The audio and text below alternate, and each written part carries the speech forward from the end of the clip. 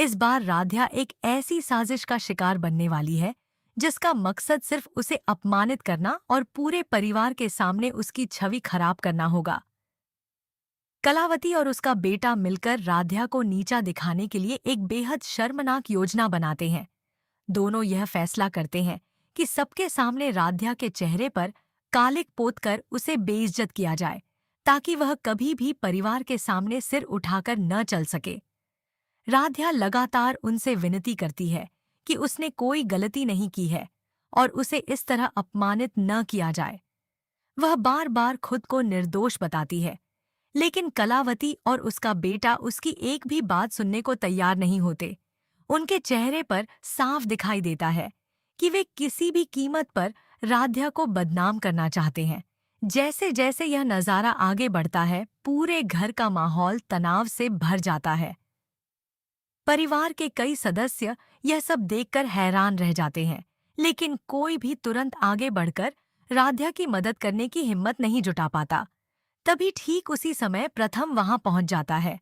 जैसे ही उसकी नजर राध्या पर पड़ती है और वह देखता है कि कलावती का बेटा उसके चेहरे पर कालिख लगाने के लिए आगे बढ़ रहा है, उसका गुस्सा सातवें आसमान पर पहुंच जाता है।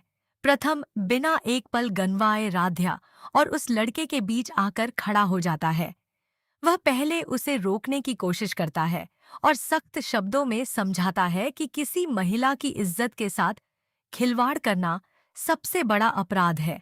लेकिन जब सामने वाला अपनी हरकतों से बाज नहीं आता और फिर भी राध्या का अपमान करने की कोशिश करता है, तब प्रथम अपना आपा खो बैठता है। गुस्से में वह कलावती के बेटे को जोरदार थप्पड़ मार देता है। यह थप्पड़ केवल एक व्यक्ति पर नहीं, बल्कि उस सोच पर पड़ता है जो किसी महिला को बेइज्जत करके खुद को ताकतवर समझती है। प्रथम का यह कदम देखकर वहां मौजूद हर कोई दंग रह जाता है।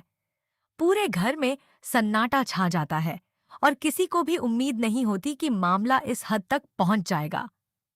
कलावती अपने बेटे को थप्पड़ खाते देखकर आग बबूला हो जाती है। वह तुरंत प्रथम पर आरोप लगाने लगती है कि उसने उसके बेटे पर हाथ उठाकर बहुत बड़ी गलती की है। वह पूरे परिवार के सामने हंगामा खड़ा कर देती है और मांग करती है कि प्रथम से इसका हिसाब लिया जाए। दूसरी ओर राध्या की आंखों में आंसू आ जाते हैं। उसे इस बात का एहसास होता है कि उसका पति हर हाल में उसकी इज्जत की रक्षा करने के लिए खड़ा है। वह भावुक हो जाती है क्योंकि जिस समय पूरा परिवार चुप था, उस समय प्रथम ने बिना किसी डर के उसका साथ दिया। यही पल दोनों के रिश्ते को पहले से भी ज्यादा मजबूत बना देता है।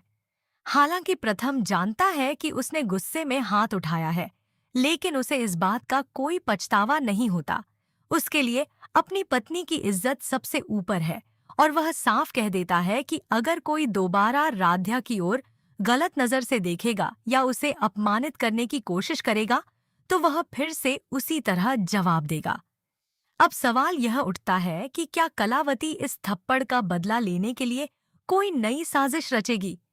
क्या वह पूरे परिवार को प्रथम और राध्या के खिलाफ भड़काने में सफल हो जाएगी? संभावना है कि कलावती इस घटना को बढ़ा चढ़ाकर पेश करेगी और घर के बड़े बुजुर्गों के सामने प्रथम को दोषी साबित करने की कोशिश करेगी।